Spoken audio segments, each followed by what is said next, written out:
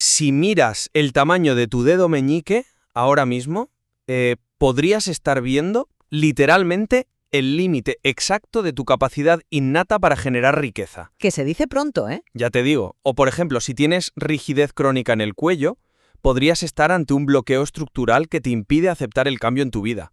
Bienvenidos a The Debate, bienvenidos a este intercambio intelectual donde exploramos las múltiples perspectivas que nos ofrece la literatura cabalística y teológica. Y el tema de hoy es tela, porque nos metemos en un terreno bastante pantanoso. Totalmente.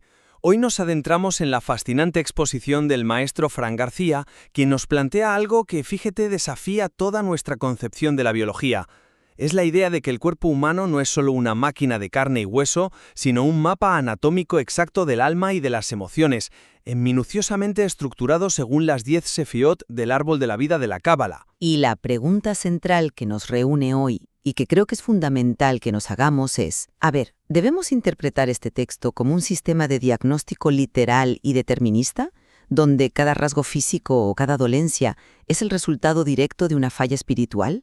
¿O debe entenderse más bien como un marco puramente metafísico y, digamos, simbólico para la introspección psicológica? Es sin duda la gran encrucijada la que te empuja este material en cada página, ¿verdad? Totalmente. O sea, no te deja indiferente. Y para dejar claras nuestras posturas desde el principio, quiero exponer cómo veo yo este texto. A lo largo de esta charla defenderé que el material de García revela un sistema holístico integrado donde la causalidad es estricta, es decir, todo fluye del espíritu a la emoción y finalmente al cuerpo. Por tanto, nuestra anatomía funciona como un panel de control literal de nuestra salud espiritual. No estamos hablando de simples metáforas poéticas, ojo, el texto demuestra que la biología es la última frontera de la manifestación espiritual. Proporciona un mapa claro, muy procesable para la corrección personal. Bueno, pues yo por mi parte estoy convencida y argumentaré que, aunque este marco es de una sofisticación y una belleza conceptual fascinantes, aplicar estas correspondencias cabalísticas de manera literal a rasgos físicos innatos o a enfermedades puntuales resulta muy problemático. Sostengo que hacerlo crea un determinismo biológico que acaba contradiciendo la propia idea del libre albedrío espiritual que la Cábala pretende promover. Ya. O sea, la inmensa utilidad de este texto reside en su lenguaje arquetípico, pero se desmorona estructuralmente si intentamos forzarlo para que funcione como un manual de diagnóstico clínico financiero. Desarrollemos esto en profundidad, porque yo creo que la arquitectura que presenta García es de un rigor lógico sorprendente si te adentras en sus reglas, ¿eh? Él expone una estructura humana tripartita indiscutible dentro de su marco. Tenemos el espíritu o neshama en el plano superior, luego las emociones o ruach que conectan con el deir ampin, o sea, el rostro menor de Dios, y finalmente el cuerpo biológico, el nefesh o el soma. Sí, la estructura clásica, claro. Exacto. Pues imagina una cascada. El agua nace pura en la cima de la montaña, que sería el espíritu. Si en esa cima hay un vertido tóxico, el río que desciende... Que serían las emociones en tu analogía, claro. Eso es, las emociones pues se contaminan. Y finalmente el lago en la base, que es el cuerpo físico, absorbe todo ese veneno. O sea, cualquier manifestación física, ya sea una migraña o un fallo en el páncreas, está precedida de forma inexorable por una ruptura espiritual previa. El cuerpo es simplemente la máquina de manifestación. Cuando la luz del síntoma físico se enciende, nos avisa de un fallo en el software interno. Fíjate que la analogía de la cascada es muy visual, ¿eh? Explica perfectamente el qué del modelo de García, pero aquí es donde encuentro yo la primera gran fricción con el cómo funciona realmente este sistema según sus propias reglas. ¿Por qué fricción? Pues yo entiendo que a todos nos resulta muy atractiva la idea de que la enfermedad desciende y el origen está arriba, en Keter, la corona no. Se supone que si pierdes el propósito divino, tu sistema nervioso falla, eso crea depresión en el plano emocional y terminas somatizando. Es un flujo descendente impecable. Pero, y aquí viene el gran pero, luego el propio autor nos dice que transformar el cuerpo mediante acciones puramente físicas, como el deporte intenso o los ayunos prolongados, redefine nuestro diseño de alma y es capaz de sanar esa misma depresión. Así es, menciona el ayuno y la autofagia celular como herramientas de purificación. Exacto, pero piénsalo un segundo. Si la raíz de la enfermedad es puramente espiritual y la depresión nace de una ruptura con lo divino, ¿cómo es posible que un mecanismo puramente biológico, como no ingerir alimentos o levantar pesas en el gimnasio, pueda reparar esa desconexión metafísica? Bueno, no es... Perdona que termine la idea.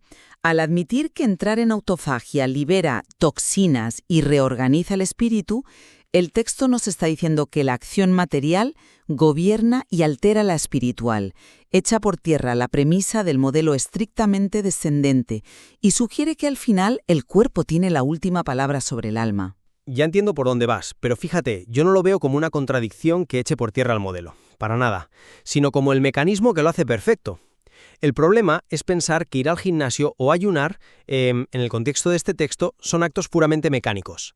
García utiliza el ejemplo de Yeshua y habla de la sujeción del cuerpo. Vale, sí, el concepto de someter la carne. Eso es. Cuando tú decides ayunar, no es el estómago vacío lo que sana el alma. Es el acto de voluntad de tu Neshama, tu espíritu superior, imponiéndose sobre los instintos básicos de supervivencia de tu soma. Es decir, la decisión sigue siendo de arriba hacia abajo. Ya. Al sujetar el cuerpo biológico mediante la disciplina, limpias el lago de la base para que el agua del espíritu vuelva a fluir sin obstáculos. O sea, es un sistema bidireccional, donde el cuerpo actúa como el ancla de la voluntad. Vale, te lo puedo comprar. Te concedo que si enmarcamos el ayuno como un acto de voluntad espiritual consciente, el modelo descendente podría sostenerse. Pero el verdadero obstáculo, y aquí es donde mi perspectiva difiere radicalmente de la tuya, llega cuando pasamos de las acciones físicas que tú puedes modificar, como decidir no comer, a las estructuras anatómicas inmutables con las que nacemos.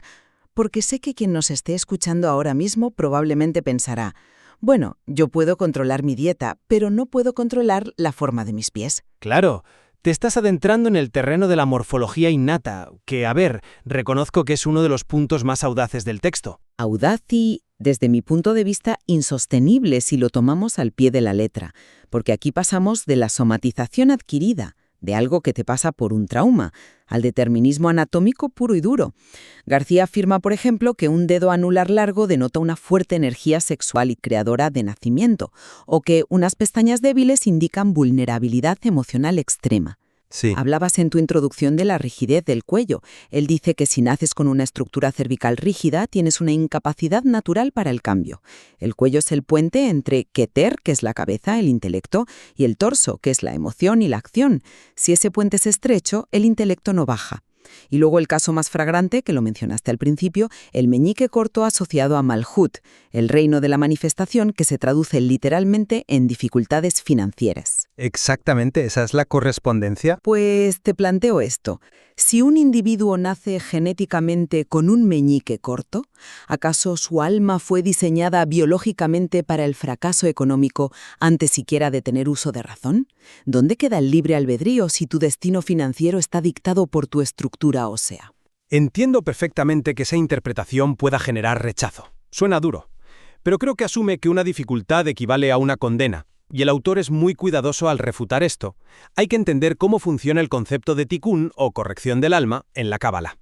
Estas llamadas deficiencias físicas, entre comillas, no son un error genético ni una sentencia absolutoria. Son, literalmente, la configuración inicial exacta que requiere ese diseño de alma en particular para triunfar en su paso por la tierra. Una configuración para el triunfo a través de la escasez. Más bien a través del desafío específico.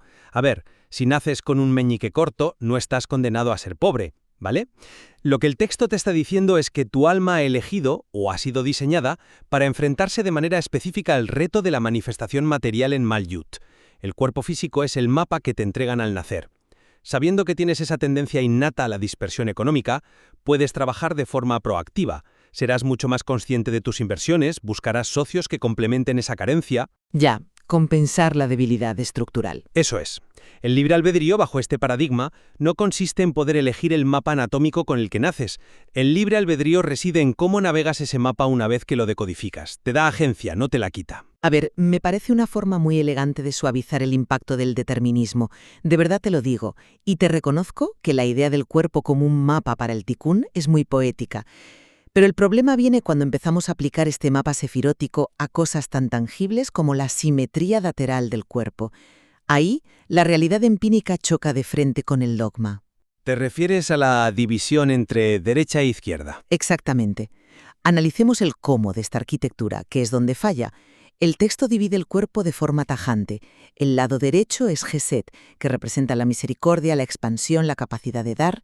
El lado izquierdo es Gebura, que representa el rigor, el juicio, la restricción y los límites. Y no podemos negar que es un mapa fascinante y, fíjate, muy preciso. Explica por qué ciertas dolencias se manifiestan de un lado y no del otro. Por ejemplo, García señala que un dolor crónico en el brazo derecho indica que esa persona está haciendo sacrificios innecesarios por los demás. Su energía de expansión, de dar, está sobrecargada. En cambio, si el problema está en el brazo izquierdo, indica una incapacidad para poner límites. Ajá. Incluso asocia a problemas en el hígado, que anatómicamente está a la derecha, pero energéticamente vibra con la restricción de Gebura a la ira reprimida. Es una anatomía emocional milimétrica. Es milimétrica, sí, hasta que te topas con la neurobiología básica y entonces todo se viene abajo. Fíjate en la afirmación central de ese segmento, que para mí es la prueba definitiva de que el texto fuerza la biología para que encaje en el misticismo, a la fuerza. García dice textualmente que la mano derecha es siempre para dar, y añade, aunque seas zurdo, siempre tienes la tendencia a dar con la derecha. Bueno, cualquier neurólogo de verdad se llevaría las manos a la cabeza. Esto es empíricamente falso. La lateralidad cerebral en una persona zurda invierte drásticamente sus instintos motrices. Un zurdo da, protege y se defiende instintivamente con la izquierda. Al afirmar que un zurdo da con la derecha solo para salvar la correspondencia teórica con Gesed, el texto demuestra que está dispuesto a ignorar la observación médica básica para mantener intacta su simetría poética. A ver, es un cuestionamiento muy válido si lo miramos estrictamente desde la neurología clínica, no te lo niego, pero date cuenta de que en el paradigma que estamos analizando, la anatomía energética subyacente precede a la neurobiología. O sea, la estructura de Gesed a la derecha y Geburá a la izquierda es una constante arquitectónica del universo cabalístico, no solo del ser humano. Pero el ser humano es el que tiene lateralidad cruzada en el cerebro, o sea, es una realidad física innegable. Cierto, totalmente cierto. Pero lo que García sugiere, y hay que profundizar en el porqué de su lógica, es que independientemente del cableado neurológico fenotípico de ser zurdo, el flujo energético metafísico del dar sigue canalizándose a través de ese pilar derecho universal. Cuando el autor parece ignorar la lateralidad cerebral de un zurdo, no lo hace por ignorancia médica. O sea, lo hace para establecer una jerarquía de realidades. La realidad espiritual, que es la plantilla original del árbol de la vida, domina sobre las variaciones biológicas individuales. Y esta dominación de la estructura energética sobre la fisiología se vuelve aún más crucial, y yo diría que más palpable en la vida cotidiana, cuando descendemos por el árbol hacia las bases fundamentales. Ya veo hacia dónde nos dirigimos con esto. El descenso por el pilar central hacia Yesod y Malhut. Precisamente ahí quería llegar. Y creo que este es el punto donde la teoría se vuelve absolutamente práctica. Hay que explicar bien el mecanismo aquí. En el árbol de la vida, todas las energías superiores de la mente y las emociones desembocan en Yesod, que es como un embudo, es la fundación. Anatómicamente, el texto asocia Yesod a los órganos sexuales y a los riñones. Debajo de Yesod solo queda Malhut, que son los pies, y a nivel de vida práctica representa la manifestación física, la economía, el dinero palpable. O sea, la conexión directa entre el sexo, el miedo y la cartera, básicamente. Tal cual lo has resumido perfectamente. El texto argumenta que la pureza de este canal determina la realidad material, explica cómo las relaciones íntimas desordenadas o el miedo crónico asimilado en los riñones dejan lo que la Cábala llama reshimot, que son residuos o traumas energéticos. Estos reshimot actúan como un tapón literal en el embudo de Yesod. Si Yesod está bloqueado por energía sexual disonante o miedos profundos, pues la abundancia simplemente no puede fluir hacia Malhut. Ya. Por eso García concluye que una vida emocional o sexual desordenada conduce inexorablemente a la ruina financiera y a dolencias renales. El mecanismo causal está perfectamente descrito. El trauma crea el tapón energético y la ausencia de flujo crea la insolvencia material. Sé que quien nos escuche ahora mismo puede pensar, vaya, esto explica por qué todo me va mal desde mi último divorcio. Claro, cuadra mucho. Y entiendo el atractivo psicológico de tener una respuesta tan directa, la verdad, pero me cuesta muchísimo aceptar esto, y te diré por qué considero que esta interpretación es sumamente problemática a nivel intelectual e incluso ético. Al establecer esta conexión de causa y efecto literal entre Yesod y Malhut, el texto incurre en un reduccionismo que roza lo absurdo. ¿Por qué absurdo? Se sigue la lógica interna del sistema a rajatabla. Porque ignora por completo la realidad sistémica en la que vivimos. Reducir una crisis económica personal o la quiebra de una empresa, o peor, una infección bacteriana aguda en los riñones a un simple bloqueo energético en Yesod derivado de un trauma sexual, es ignorar la macroeconomía, la inflación, las malas decisiones comerciales y la bacteriología pura y dura. Pero Déjame que termine la idea. Decirle a alguien que su negocio fracasó no porque el mercado cambió de repente, sino porque absorbió los reshimote negativos de una pareja, es un ejercicio de reduccionismo extremo. El texto aísla al individuo en una burbuja energética y le hace el único responsable causal de variables que, objetivamente, escapan a su control biológico y estructural. vale, entiendo tu punto. Pero fíjate que lo que tú percibes como un reduccionismo que ignora el sistema, yo lo veo como la recuperación total de la agencia frente a un sistema que a menudo nos aplasta. O sea, García no está negando que exista la inflación o que existan las bacterias, sería ridículo. Lo que está explicando es el terreno vibracional. ¿A qué te refieres exactamente con el terreno vibracional frente a la bacteria o a la economía? Me refiero al cómo ocurre la afección. En un grupo de 10 personas expuestas a la misma bacteria o a la misma crisis económica brutal, no todas desarrollan la infección renal ni todas se van a la quiebra, ¿verdad? Claro, influyen muchos factores. ¿Por qué? Pues el paradigma del texto te dice que la persona cuyo yesod está bloqueado por el miedo ha creado un terreno energéticamente susceptible. La bacteria simplemente hace su trabajo en el entorno que el miedo le ha preparado. La inflación hace su trabajo en la economía de quien tiene su vasija de Malhut fracturada. Trazar la línea hasta Yesod le dice al individuo, oye, tienes poder sobre tu terreno material. Y por eso existe el concepto de Teshuvá, el retorno o la limpieza espiritual. No te dice que seas culpable, ojo. Te dice que si reordenas tu energía emocional íntima, reordenas tu capacidad de resistir los embates económicos y físicos. Es una distinción sutil pero muy importante. La verdad, esa diferencia entre el patógeno y el terreno. Pero sigo creyendo que el impacto práctico de leer el cuerpo de forma tan literal es muy resbaladizo. Piensa en lo que implica usar este marco en el día a día. Si yo asumo este texto al 100%, la próxima vez que conozca a un posible socio comercial, voy a estar mirándole de reojo los pies para ver si tiene los dedos encogidos, porque según el texto, eso significa miedo al futuro y falta de fiabilidad. Es casi una fisiognomia espiritual. Bueno, sí. Y el caso es que esa persona puede tener los dedos encogidos simplemente porque lleva 30 años usando un calzado de horma estrecha, no porque tenga un trauma profundo en su sefirá de Malhut. Atribuir una crisis espiritual a un problema puramente biomecánico distorsiona por completo cómo entendemos el sufrimiento humano. Si lleva 30 años usando un zapato que le encoge los pies, el texto te invitaría a preguntarte qué necesidad inconsciente tiene esa persona de constreñir su propia base de apoyo material. Nada es casual en este nivel de lectura. Para mí, el material de Fran García, más allá de los debates sobre zurdos o sobre bacterias, ofrece un paradigma extraordinariamente útil. Ya. Al aprender a leer nuestra postura, nuestras dolencias y nuestra morfología como el vocabulario de un alma que intenta comunicarse con nosotros, recuperamos un poder inmenso. Nos invita a dejar de apagar las luces rojas del panel de control con analgésicos para empezar a abrir el capó y sanar nuestra realidad desde la raíz. Exige una responsabilidad total, desde luego, pero a cambio ofrece un potencial de sanación profundo y, sobre todo, genuino. Es un gran resumen de la potencia de este enfoque, la verdad. Y por mi parte, como reflexión final, reitero que la lectura cabalística del cuerpo es una alegoría majestuosa. Utilizar la sefirot y sus dinámicas de dar, recibir, canalizar o restringir como un espejo para comprender nuestras tensiones psicológicas es un ejercicio de introspección poderosísimo. Totalmente. Pero mantendré mi cautela empírica.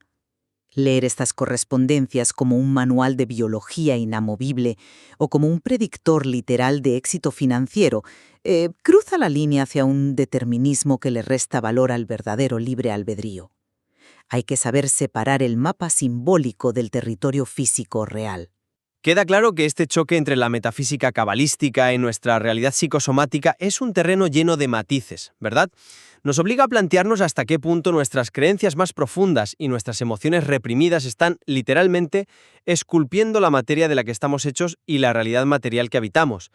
Evidentemente, hay mucha más riqueza y misterio que explorar en los textos sobre las Sefirot y su impacto tangible en la experiencia humana. Desde luego, al fin y al cabo, textos como este logran algo muy difícil, que es hacerte mirar las manos o fijarte en cómo pisas al caminar y preguntarte qué historia profunda está intentando contarte tu cuerpo, que tu mente consciente aún se niega a escuchar.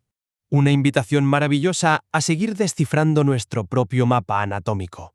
Gracias por acompañarnos en esta profunda reflexión y nos encontraremos en el próximo debate.